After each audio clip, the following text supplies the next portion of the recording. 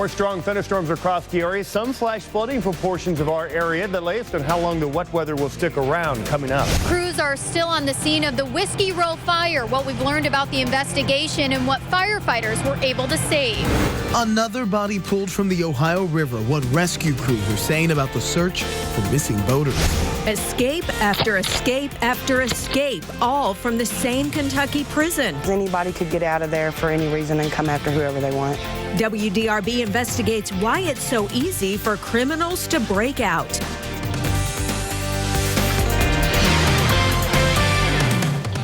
Thanks for joining us today. I'm Elizabeth Woolsey. And I'm Gilbert Corsi, and we begin this afternoon with a developing story we're following out of E-Town. Kentucky State Police are investigating an officer-involved shooting. WDRB's Travis Ragsdale explains what we know about the officer and the suspect. We are off Ring Road in Elizabethtown, just across the street from Severns Valley Baptist Church. Now, I want to show you this, where the shooting actually occurred. You can actually see some investigators here as well from KSP, along with some markings on the street. We also want to show you some video from earlier. Most investigators have cleared out, but this was from about an hour ago as officers were still investigating this shooting. We know that this happened around 1 o'clock. It came in as a welfare call to Elizabethtown PD between a man and a woman. The relationship of those two people still unknown at this point in time. Situation escalated over to this area where they say that the man had a knife. At that point, 2 officers were on scene. That man was shot by those officers. We are unsure what the condition of that person is, but we are told he was taken to Hardin Memorial Hospital where he is being treated. 2 officers involved were told those are experienced officers for Elizabethtown PD. They are on administrative leave pending an investigation that's being done by the Kentucky State Police. Now, again, no word on the relationship between those 2 people when this call came in. We're also working to find out more information about those officers, and as we learn more about this officer-involved shooting in Elizabethtown, we'll be sure to let you know. For now, we're live in Elizabethtown. Travis Ragsdale, WDRB News. Travis, thank you. Heavy rain falling across parts of the metro. WDRB meteorologist Jeremy Capel is tracking where the rain and storms are moving now. Jeremy? Elizabeth, a lot of rain out there, no doubt about it. We're seeing some heavy thunderstorms for portions of the area as well. And the issue is flash flooding for some of our western counties right now. You can see in Louisville, it's gloomy, it's wet. Showers continue to fall across the area. 75 on the thermometer. And that's the good news, because of all the rain, it's really cooled those temperatures. And it's going to reduce the risk of severe weather, I think, for the remainder of the day today. Light rain falling in downtown. It's moderate to heavy across the east end. Some heavy downpours out towards Eminence, Shelbyville as well. Heavy thunderstorms making their way through eastern portions of Nelson County, parts of Washington County. Also seeing some thunderstorm activity. And to our west, it's more of the same. We put this into motion, all this activity moving on from west to east, and we are expecting more showers and thunderstorms here as we head towards the evening hours. A flash flood watch has been issued for much of Kentuckiana. This goes until tomorrow evening. You can see that dark green area there of portions of Orange and Du Bois County. That's a flash flood warning that continues until 7:15 here this evening. We'll have a full update on the rain that we've got on our hands now, and we'll update you on those rain chances as we head towards the weekend coming up in just a bit. All right, Jeremy, we'll check back with you soon. Recovery crews working since Saturday after a pontoon capsized have pulled 2 more bodies from the Ohio River. The body of Donnell Sweeney was found near the Falls of the Ohio late last night. He was one of 9 people on a pontoon that capsized. 2 others died in the incident. Search and rescue crews were still looking for a woman and a young girl. Police do tell us the body of a woman was recovered today near Dow Chemical, but her identity has not yet been confirmed. Flames tear through Louisville's historic Whiskey Row. Almost 24 hours later, a much different scene. WDRB's Danielle Lama is downtown, where firefighters' work has shifted from response to investigating a cause. Danielle? Well, if you take a look through the windows behind me, you can see how much damage this fire did. But the facades are still standing, and some say Whiskey Row will continue to make history. It took almost 3 hours for them to get control of the fire, and Tuesday crews are still blasting water onto the hot spots and bracing for more floors and walls to crumble. One of our main concerns are still interior collapses. We haven't had any through the night, however, due to the amount of water that has been put on these walls inside. That's always a possibility. Firefighters were called to West Main Street at around 4:30 Monday afternoon. They say when they got there, the fire was already big. Flames Flames and smoke streamed out of the roof and windows for hours, but no one was hurt, and crews kept the fire contained to 3 buildings.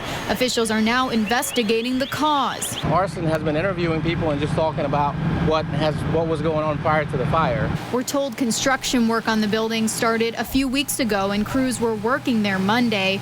The plan was to develop the properties into restaurants, office spaces, and apartments. Experts say all of these buildings are at least 100 years old. It was filled with whiskey distillers and many other types of merchants, even things like agricultural supplies. So this was really a hotbed of commerce back in its heyday. Firefighters say they have saved the iron facades. Preservation Louisville Executive Director Mary Ann Zicker says this is one of the most historic blocks in the city. These buildings aren't going anywhere, and they were built tough, and they're extremely resilient, as you can see. So there will be a bright future for Whiskey Row. Developers plan to have structural engineers look at how stable the buildings are. They say they are committed to the future of Whiskey Row. And Brown-Forman is planning to build a whiskey distillery in these 2 buildings right next to the ones affected by the fire. A company spokesperson says as of right now, this fire will not affect their plans. WDRB's Samantha Chapman spoke with business owners on the block today who had to stay closed. Many of these businesses were given the green light to open up shop Tuesday morning, but then things quickly changed. I was under the impression that we were going to open. My boss was under the impression that we were just waiting on the gas to be turned on by LG&E any moment, and then I was informed by the fire department that we are not allowed to open. It's not business as usual here on Whiskey Row. A day after the massive fire on the historic strip, bars, restaurants, Humana, and other offices were forced to close. We're a small business. We're owned by a very, we're kind of family owned, and every day hurts when you're not open, and this is going to hurt, but it's for safety, and nobody wants to get, nobody wants trouble. Fire and energy crews decided to keep the gas off and roads blocked until they deemed the area safe. Another safety hazard the firefighters are worried about are these water hoses. If any of them come loose, they could seriously hurt someone. The lack of business leaves many workers with plenty of time to ponder on what they saw. I was here.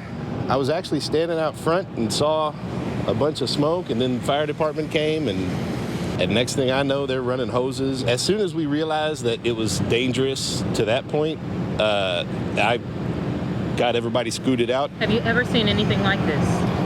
No, not on Whiskey Row. Not in my 38 years of life have I ever seen a building like that. I could still feel the heat from the flames. A Whiskey Chicks executive watched from the 3rd floor as 85 firefighters swarmed across the street. There was a moment right before the flames actually came out of the roof was when I was like, oh, I should probably leave. My brother came and picked me up, and I stayed in Indiana overnight. Residents at Whiskey Row lofts were forced to evacuate, some not making it home until the next day. So we're actually really grateful for the fire department, and they kept it under control, kept this building really in fantastic condition, no smoke in my apartment or anything, so we're very fortunate. But fortunately for many of these businesses, we're now getting word that they will reopen for dinner. Reporting on Whiskey Row, Samantha Chapman, WDRB News. Thank you, Samantha. And some downtown roads are still blocked as crews investigate that fire. Let's check in with Mike Marshall and beat the traffic. Hey, Mike. All right. Thanks, guys. Yeah, this afternoon we still have some problems with roads being closed down. The big 3 right here, Maine, Washington, and Witherspoon, still closed off between Brook and over to 2nd Street. We'll take a look here. You can see the Witherspoon Garage, Humana, Presbyterian. The 2nd Street Bridge, by the way, is open. You will be able to make that ride home today. From the Oxmoor Auto Group Traffic Center, I'm Mike Marshall with Beat the Traffic. Mike, thank you. We're seeing new pictures from the aftermath of the fire that engulfed GE's Appliance Park. Today, the company released footage of demolition at the site. The work started last week and is expected to take several months. It also means Louisville Fire has completed the investigation at the scene. Building 6 at Appliance Park housed Derby Industries, a GE parts warehouse. It burned to the ground back in April. At 4:30, while the report on the cause of the fire may not hold the answers people are hoping to find. A former lawyer for JCPS is no longer going after her teaching credentials. Stephanie Malone withdrew her request for alternate certification yesterday.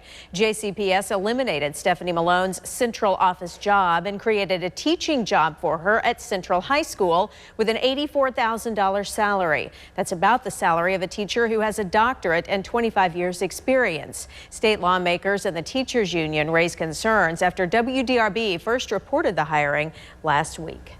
The Indiana home of Subway's most famous dieter is raided by the FBI. The federal investigation involving Jared Fogle. Plus, getting a job after school, the top skills businesses are looking for in young workers. Freedom by hopping a fence. We're at the prison in Kentucky that has the most inmates escaping, and we're asking why this is the only thing keeping them in. Want more news? Anytime, anywhere, any device. WDRB News.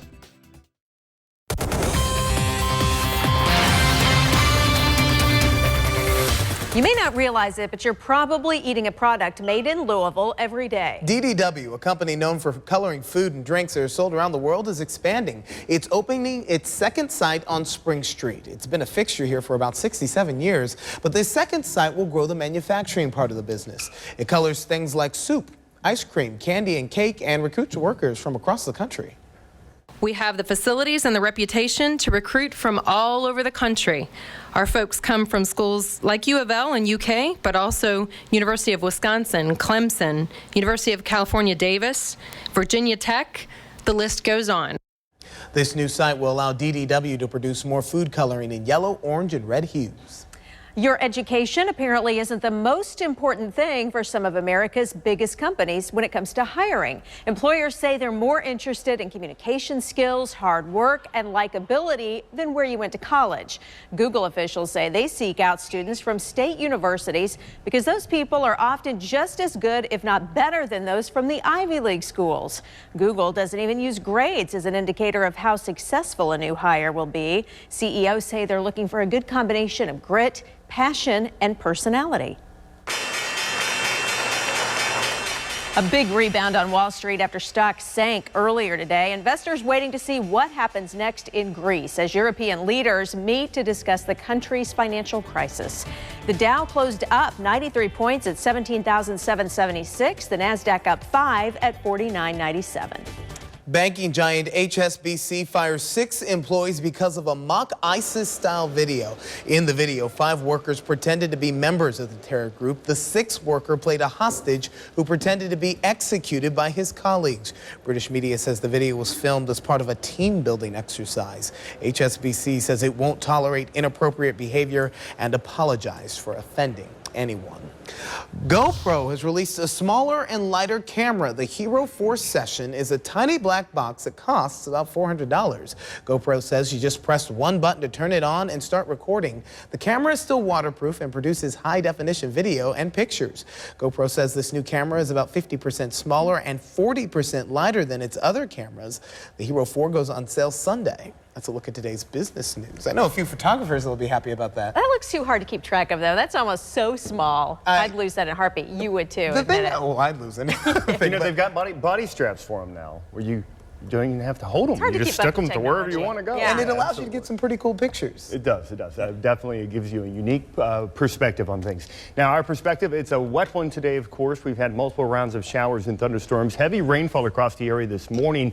Parts of the area today alone picking up 2 to 3 inches of rainfall. The rain continues downtown, but it's tapering off, at least for now. Heavier showers for the east end out towards J-Town, Simpsonville. You can see some downpours out towards Frankfort right now, Lawrenceburg. A little bit of lightning possible with this eastern end of activity as it moves off towards the east. You can see to the south, just some hit or miss downpours once you get down towards Washington and Marion and also Nelson counties near Bardstown. Looking off to the north, some heavy rainfall to the north of Highway 150 near Brownstown, Seymour. This activity all moving off to the east. And yes, another batch of showers and thunderstorms making their way into our western counties, Breckenridge into western Grayson. A little bit of lightning near that storm near Morgantown as it moves off to the east here. Needless to say, it's going to be a wet evening across the area. And with the rain that's already fallen, we do have some flood concerns. A flash flood watch in effect for just about all of Kentuckiana.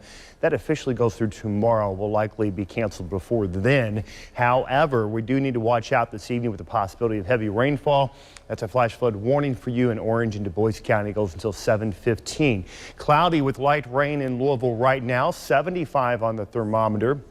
If you're heading out this evening, those temperatures are going to be falling, but slowly. We'll be holding steady, I think, in the 70s for most of the evening with that chance of rain very high, maybe some lightning and thunder over the next few hours, and then just showers later on this evening and overnight tonight. Frontal boundary kind of draped just to our north will remain the focus of rainfall across the area this evening, overnight tonight. Unfortunately, that front's going to stall out before pushing just to our south, it looks like, into the day tomorrow, and that's going to bring more rounds of rainfall, especially during the overnight period tonight. Showers and a couple thunderstorms this evening, then just some rain overnight tonight. You can see we could see some lingering showers into the morning hours here tomorrow as well. Tomorrow I expect to be not nearly as wet as today, but still that rain chance with us.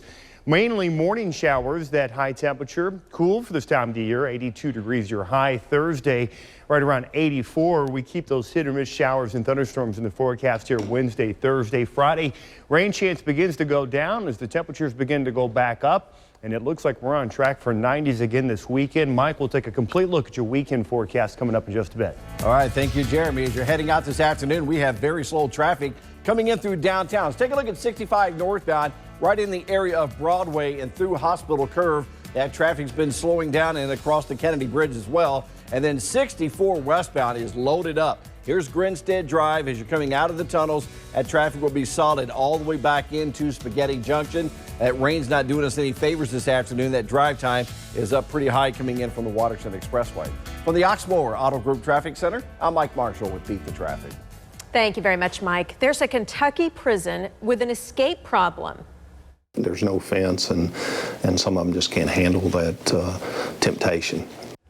Just how many inmates have busted out and who's still on the run? Bob Dylan had it right when he wrote, "The times they are a-changin'." But is that something to celebrate or to regret? That's coming up on Point of View.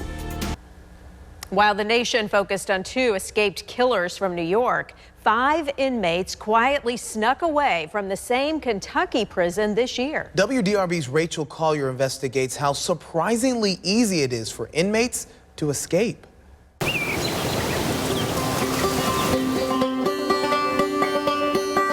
The beauty of a scenic drive in Lexington, Kentucky, the wistfulness of horses and fields, and miles of never-ending fences that keep them there.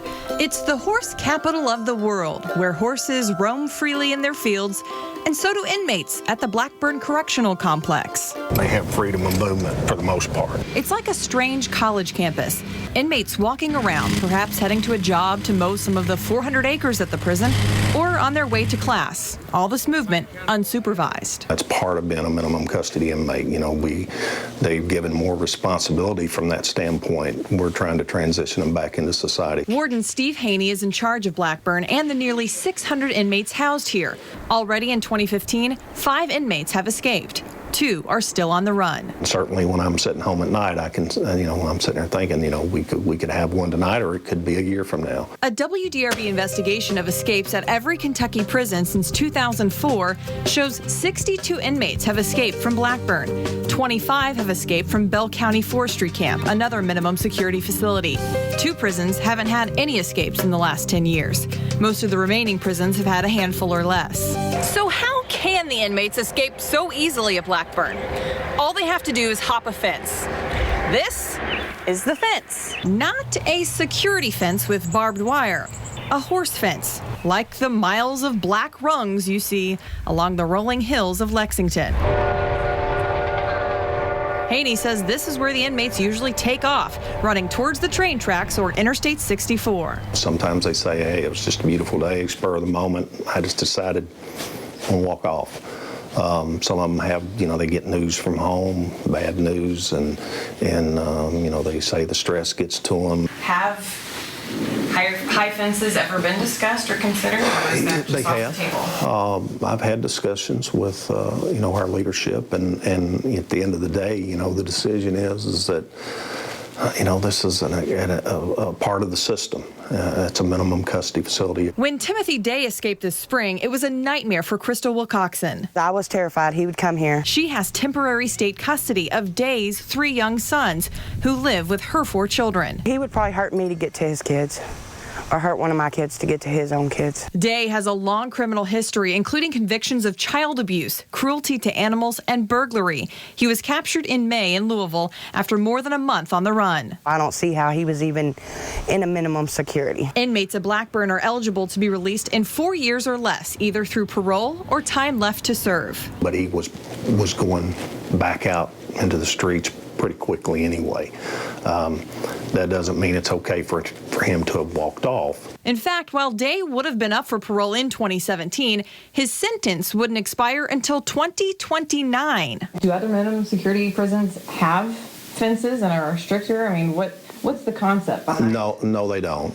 It's minimum custody. All prisons in Tennessee, Indiana, and Ohio have security fences. Last year, 1 prisoner escaped in Tennessee. None escaped in Ohio or Indiana. In Kentucky, there were 12 escapees, 9 at Blackburn alone. Haney says installing a fence at Blackburn would almost guarantee inmates couldn't escape. But again, it's minimum custody, and I don't think that's on the table. The lack of fencing is one thing. Figuring out who should come to Blackburn is another. I think it's just hard to completely be able to predict human behavior. Some of the guys that have walked off or escaped from this facility, none of their history would have indicated they would do that. Haney says the state uses a nationally accepted classification system. But some of the inmates who have escaped have histories that might raise eyebrows. One with a connection to murder, another who escaped from a different prison. Those who have lived with fear when an inmate escapes want answers and change. Anybody could get out of there for any reason and come after whoever they want. Since coming here in 2012, Haney says he's put stricter policies in place. There's a lockdown at 9 p.m. He's restricted movement on the grounds, added more cameras and lighting, and put up screens on windows. But still, inmates take off. The opportunity is there without a secure perimeter. Haney points out that the majority of the nearly 600 inmates are productive and succeed because there is so much on the line. They're on a path to be free in 4 years or less. It's the unpredictable ones who can't wait to get that taste of freedom on the other side. Inmates who do escape are not sent back to Blackburn and can get 5 to 10 years added to their sentences. For more information on how Kentucky compares to other states, go to WDRB.com. Rachel Collier, WDRB News. Charged with raping a student, a JCPS teacher goes on trial. What we're learning about the case against Scott Quisenberry. Plus. New answers after a fire destroys a building at GE's Appliance Park. What investigators have spent 2 months searching for, and when we may finally know the cause. From new safety concerns to controversy over the Confederate flag, it's all fired up as NASCAR returns to Kentucky.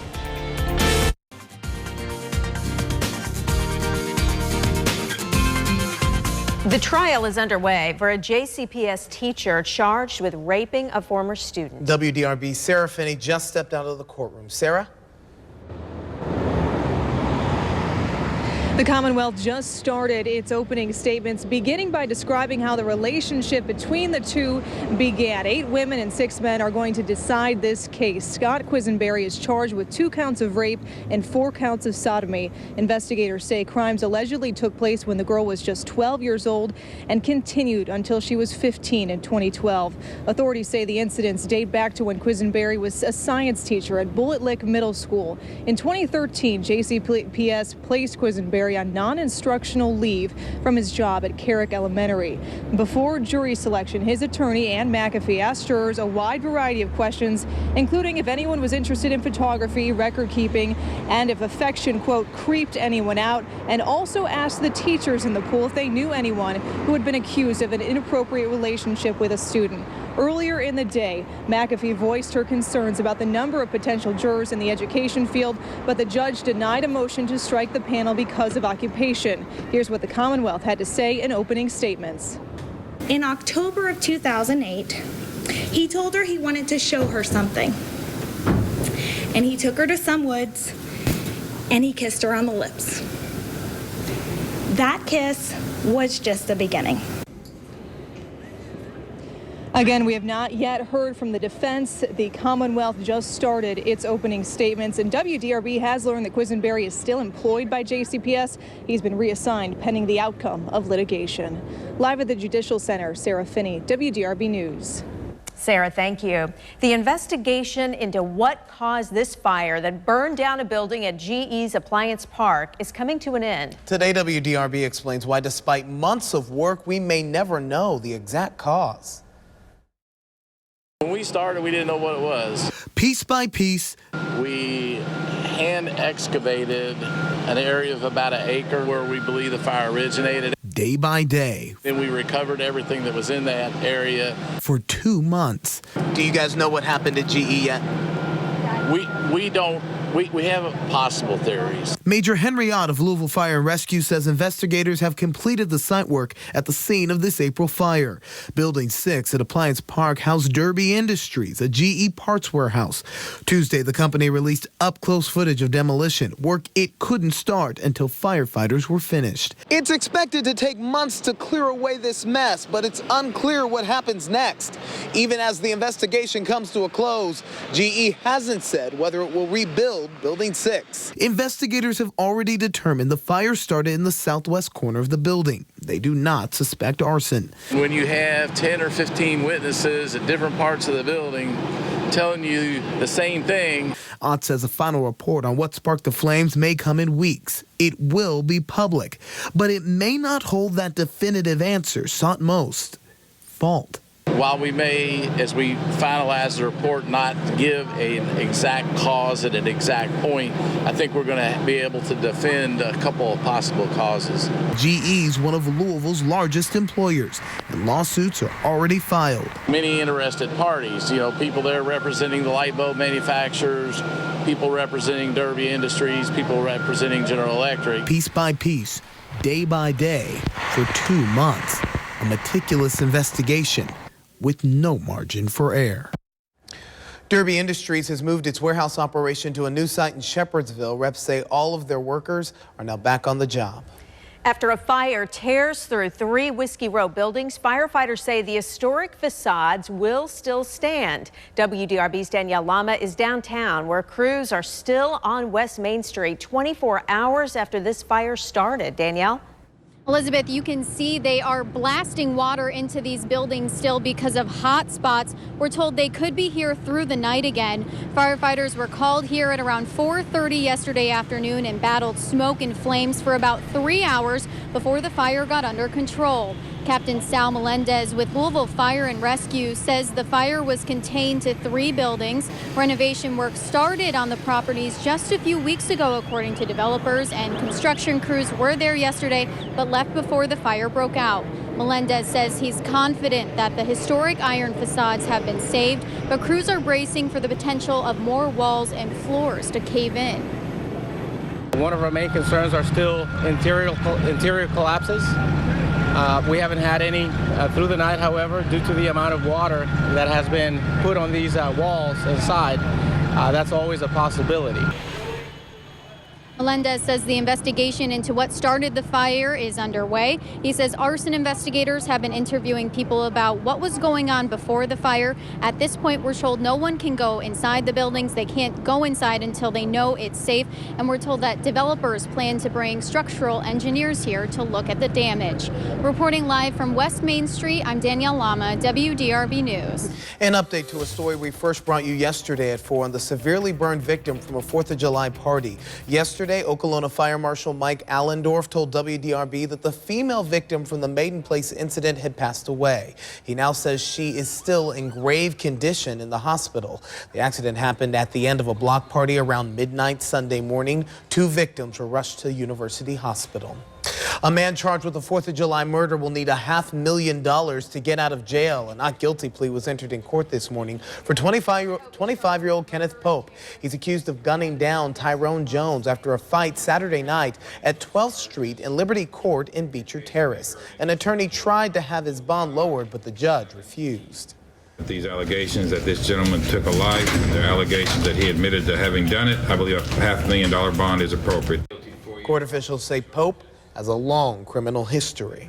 Kentucky's biggest auto racing event of the year fires up this week at Kentucky Speedway. WDRB's Lauren Smith explains it comes as NASCAR is steering through a controversy on and off the track. As NASCAR once again rolls into Kentucky Speedway, it brings with it new concerns about safety and controversy surrounding the Confederate flag. The race teams are arriving, and so are the fans.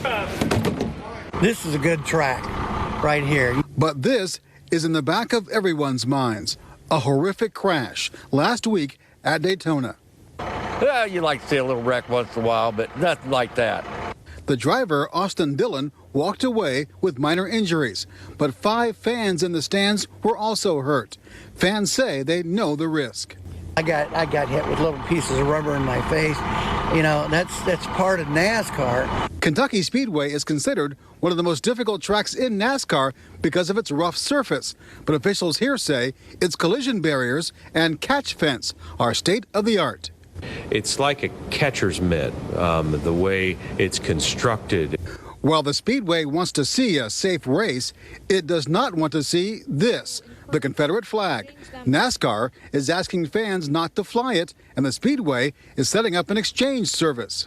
We can exchange for an American flag, maybe for your favorite driver. You can get that as well, a driver flag, or perhaps if you want a Kentucky Speedway flag, we can give that to you as well. But if Richard East has his way, the exchange will not have much business. I don't think NASCAR has any business telling people what to fly, what kind of flag to fly. In fact, I will fly my Confederate flag. The engines get started on Wednesday when practice begins, then Thursday the truck race, on Friday the Xfinity Series, and finally on Saturday night the Quaker State 400. At the Kentucky Speedway in Sparta, Lawrence Smith, WDRB News. An admission from Bill Cosby in connection to a sex abuse allegation. What he told an attorney in 2005. The face of Subway gets a visit from the FBI, the investigation that's behind this raid at his home. As expected, heavy rainfall across the area today, some stronger thunderstorms. The latest on how long the wet weather will stick around. Your forecast is next. FBI agents raid the Indiana home of Subway spokesman Jared Fogle. This morning, electronics were removed from his home in Zionsville near Indianapolis. Subway says it believes the raid is linked to an investigation into an employee at the foundation Fogle created to fight childhood obesity. The former head of the Jared Foundation was recently charged with producing and possessing child pornography. Fogle's attorney released a statement saying he's cooperating and has not been charged or arrested. He became the face of Subway after losing more than 200 pounds while eating its sandwiches and exercising. Comedian Bill Cosby admits getting a sedative to give to women he wanted to have sex with. The new revelations are from a deposition filed in 2005. It was part of a lawsuit from a former Temple University employee who settled with Cosby in 2006.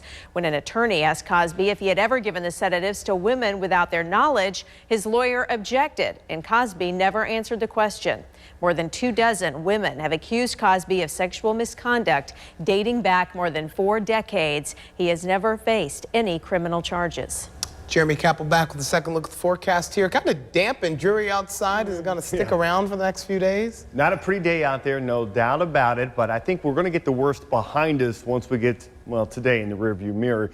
We are looking at more rain chances over the next couple of days, but I don't think it's going to be nearly as wet as what we've seen out there today. Time lapse showing shower after shower, downpour after downpour across the area here as we've gone throughout the paces today, and it has dropped some locally heavy rainfall. Here's a look at Doppler rainfall estimates across the area. You see especially our western counties getting hit hard by the rain once again. We didn't really need it, but Louisville picked up anywhere between about a ½ inch and an inch and a half of rainfall, depending on what part of the metro area you lived in.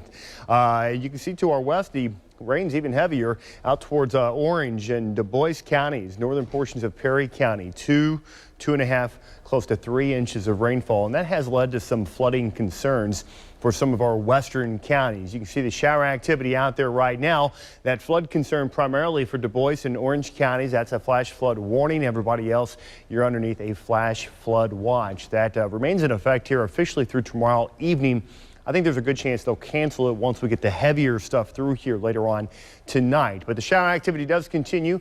Heavier showers exiting our eastern counties through Frankfort and Lawrenceburg. That activity moving off to the east. One little thunderstorm trying to develop near Springfield and also moving off to the east. We've caught a break in the precipitation, at least briefly, in Louisville, but another fast-moving line of showers should make its way into the west end here over the next 15-20 minutes out towards Shively. About 12 minutes from now, downtown. 20 minutes from now, St. Matthews. About a half hour from now. Again, nothing too heavy, but a quick downpour. A little gust of wind possible with that. Showers and thunderstorms remain pretty widespread across our southwestern counties as well. And yep, you got it. There's more coming where that is developing. You can see more rain off to our west. 75 in Louisville right now. Winds are southwest at 9 miles per hour. We've seen multiple rounds of rain across the area today.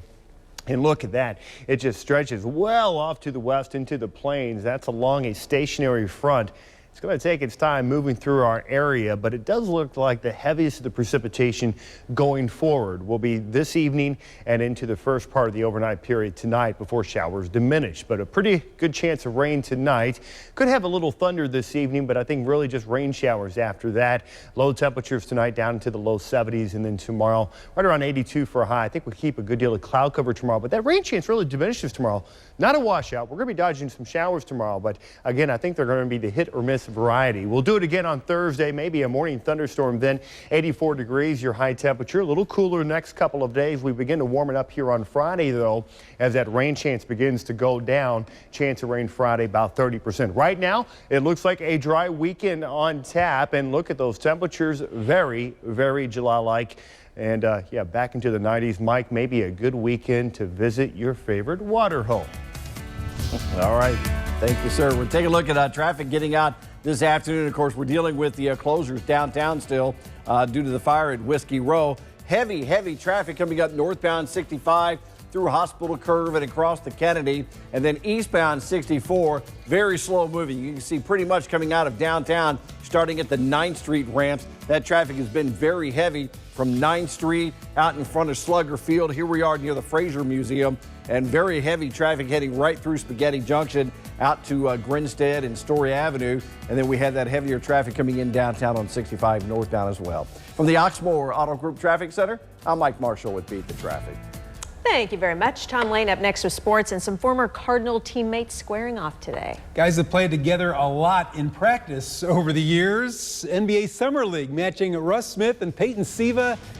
They even had this jump ball against each other. We'll tell you who got the better of things next in sports. Now, with Point of View, here's Bill Lamb. This is an editorial where I encourage you to neither praise nor kill the messenger. I just offer some thoughts for your consideration. There have been some incredible social changes in my life. Some are good and needed to happen, like civil rights. Some of them weakened our moral fabric, and still others, well, I'm not sure. When I was a kid, we had prayer in school. We also had corporal punishment to keep us in line. Not today. So are our schools better today? We had neighborhood schools where all my friends went. We could hang out in school and then back in our neighborhoods. Today, we spend millions of dollars busing kids all over the place. Are our kids richer for that experience? Marijuana was illegal. Today, there are 23 states where it's medically or recreationally legal. Marriage was between a man and a woman. Today, anybody can marry anybody. In the summertime when I was a kid, I would disappear in the morning, maybe pop home for lunch, and then leave again until dinner. Today, kids have helicopter parents instead of the freedom to explore and create their own fun. Better parents today? Is the world less safe? Or have we just become paranoid? I'd be interested in your thoughts about these and other social changes. Are we better or worse off than 50 years ago? I'm Bill Lamb, looking for your point of view.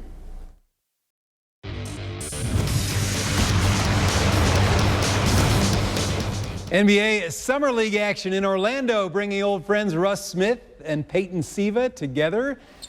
They shared a backcourt at U of L for about 3 seasons. Russ playing for the Memphis Grizzlies, Peyton playing for the Orlando Blue Squad. Siva with a solid first half. All Russ In the second half, a steal and a slam to give Memphis a 1-point lead at 47-46 late in the third. Now in the fourth, Siva misses the steal attempt. Smith, the scoop, and the score. Orlando still up 3. We know Smith can be a pest on defense. Forces the turnover by Siva there, who stepped on the sideline. Then Russ from outside, a pump, a jumper inside the arc. And then off a high screen, this 3-ball ties the game at 69 with 26 seconds to go. Second overtime, sudden victory. First basket wins. The offensive board by Jarnell Stokes for Memphis finds Russ. That's a game winner, 73-71. Memphis wins it. Smith with 20 points off the bench on 9 of 12 shooting. That'll help you make the team.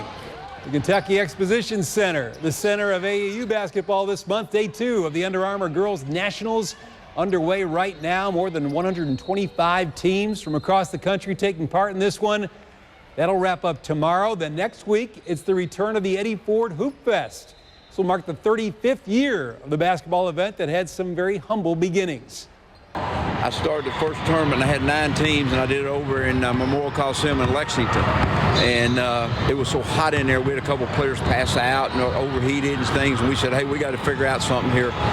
So I moved from there and had 12 teams the next year. That's a big growth. That was 34 years ago, and this is what it's grown up into. We got 15 courts down now, and that's for this tournament and my big tournament that will come up next week. Plenty good hooping around here this summer. Basketball year-round in Kentucky. All right, Tom, we'll see you at 6. All right. It is a summer camp so important that local kids even get a special send-off. What makes Camp Braveheart different from all the rest? And today's Mega Millions jackpot, $96 million. Tomorrow's Powerball, $40 million.